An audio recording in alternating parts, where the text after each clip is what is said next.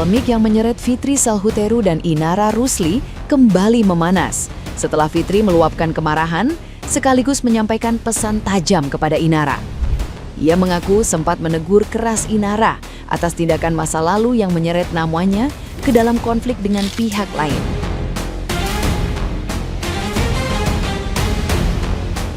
Meski begitu, Fitri tetap memilih bertahan sebagai sahabat dan tidak meninggalkan Inara di tengah tekanan publik. Ia menegaskan bahwa memberi nasihat dan mengingatkan adalah bagian dari tanggung jawab pertemanan.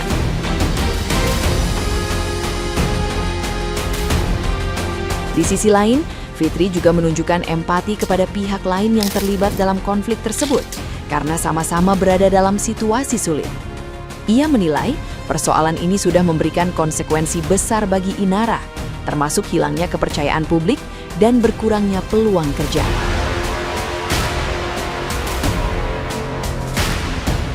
Meski mengakui kesalahan sahabatnya, Fitri tetap mendorong Inara untuk bangkit dan mencari jalan baru, termasuk mencoba usaha lain.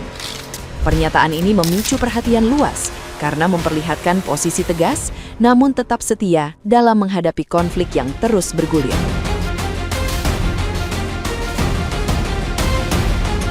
Nah, gimana nih menurut netizen yang terhormat? Silahkan berkomentar ya. Sumpah, gue gak ngerti lagi. Inara, oh Inara, ngebantu orang itu masih banyak dengan cara lain nih ya kan. Jadiin teman bisnis atau apa gitu loh. Ya masa iya gue setiap ngebantu orang gue harus menikah sama orang tersebut hanya gara-gara gue kasihan, gue gak tegaan. Gue pengen ngebantu. Lu udah punya pengalaman nih sebelumnya Inara. Menikah itu bukan hal yang sangat gampang ya kan, masih banyak yang harus dipikirkan.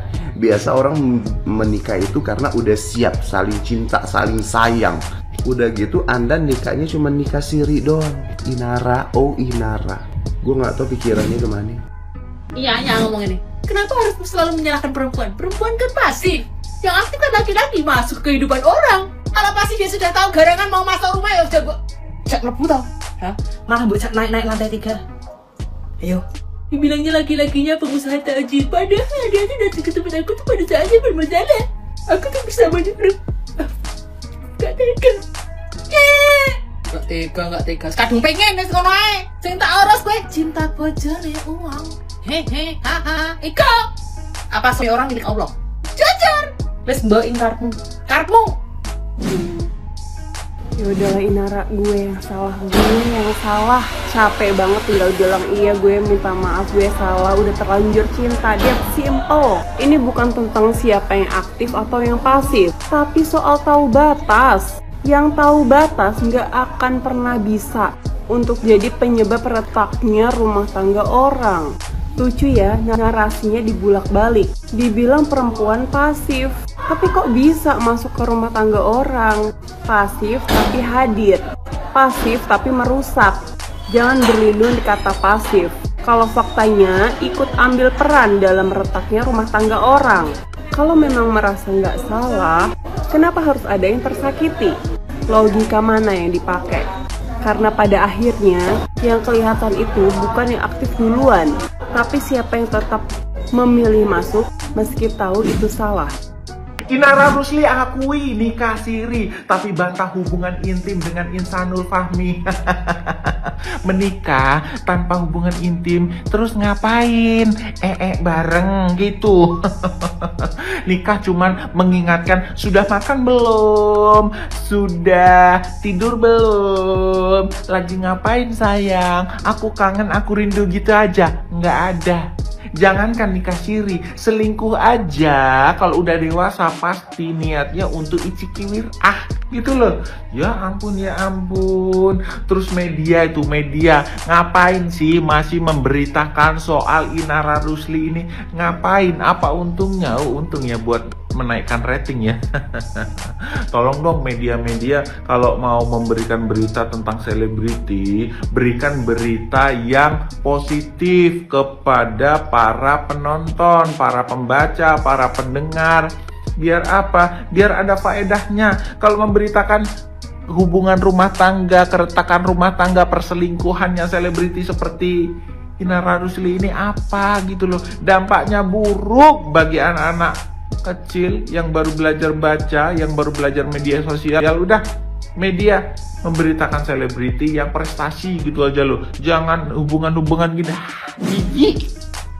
Inara mau dinikah sama si Insanul karena dia nggak tega sama bisnis si Insanul yang lagi nggak baik-baik aja. Di awal dia nggak tahu kalau si Insanul tuh udah nikah, gitu ya. Poinnya kan gitu ya. Nah, terus pada saat akhirnya terjadi huru hara, dia tetap nggak tega ninggalin si Insanul. Nggak tega. Gimana ya? Aku tuh nggak tegaan orangnya, gitu kan. Nah, lu tega sama anak bininya, si Insanul yang sah. Lu error deh. Lu harusnya bisa menempatkan masalah ya. Oke, lu gak tega sama si Insanul, tapi kan dia bohongin lu berarti kan. Dia bohongin lu kan. Tuh lu tahu nih ceritanya. Oh, ternyata lu punya anak bini. Mundur dong gue secara lu siri. Ya kan? Kalau misalnya kata si Insanul, oh kan kita udah nikah siri, mana buktinya? Gitu kan? Bisa aja ngeles kayak gitu.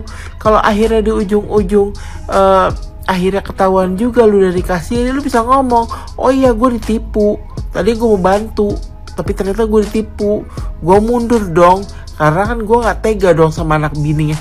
Itu lu bakalan dinilai lebih bagus loh sama kita netizen. Gue gak tahu apa yang ada di otak Inara. Jadi kata Inara katanya niat dia nikah sama si Insanul itu memang untuk membantu si Insanul membuild kembali dia punya usaha, membangun kembali Insanul punya usaha. Karena di awal mereka ketemu, usaha si Insanul emang lagi gak bagus. Cuman yang dia gak tahu katanya kalau Insanul udah nikah. Yang dia tahu usahanya lagi gak bagus aja. Dinikahin deh, biar bisa dibantuin. Emang konsepnya gimana? Kalau ngebantuin orang harus dinikah gitu? Repot dong. Jadi kalau udah punya laki, lu gak bisa bantu orang. Kan gak mungkin dong lu nikah lagi. Gak mungkin dong lu punya laki dua, iya kan? Gimana itu konsepnya? Momen kebersamaan anak aja lu ada dokumentasinya. Masih iye pernikahan yang lu lakuin kagak ada dokumentasinya Acan. Meskipun pernikahan siri kan kagak ada lucu-lucunya Acan gitu. Maka pertanyaannya itu pernikahan siri bener kejadian apa kagak? Bener dilakuin apa kagak? Apalagi si Anul pernah menerangkan dan menunjukkan dalam sebuah podcast kepada hostnya bahwasanya ada dokumentasi dari pernikahan siri yang dilakuin. Lo kagak sinkron nih antara lu sama si Anu. Lu pada janjian dulu apa kagak sih sebenarnya? Kagak klop gitu. Iya sih bener lo Iro. Allah menyukai makhluk yang merendahkan dirinya di hadapan Allah. Tapi bukan makhluk rendahan juga sih. Ya bukan napi-napi. Yang namanya perebut laki orang, perusak rumah tangga orang, itu namanya makhluk rendahan. Iya. Nah, ini bukannya sadar diri, malah kagak tahu diri. Pakai bawa-bawa Allah pula. Konsepnya biji mana, Iro? Iya deh Tante Lucy. Anak tante mah emang si paling baik, si paling muda, si paling cantik, si paling soleh. Semuanya pokoknya si paling, bahkan harusnya ditambahin si paling kagak sombong dan rajin menabung. Biar lengkap. Ya boleh-boleh aja anak Tante Lucy pengen ada pendamping, butuh pendamping. Boleh kagak api-api. Tapi kagak laki orang juga. Tapi bukan ngembat laki orang juga dong Tante Lucy. Anak ngembat laki orang, anak ngembat nyolong laki orang, anak merusak rumah tangga orang kok dihormatin. Biji mani Tante Lucy harusnya dinasehatin biar lempeng. Ini mau udah bengkok dibiarin makin bengkok. Ini konsepnya biji mani Tante Lucy ya.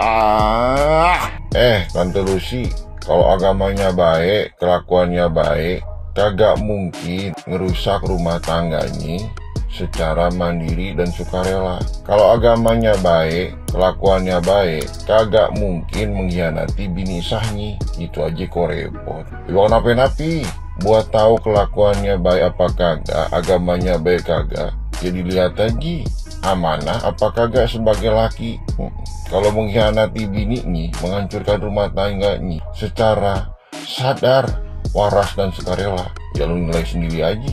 Kelakuannya baik apa kagak, agamanya baik apa kagak. Sesimpel itu aja Tante Lucy.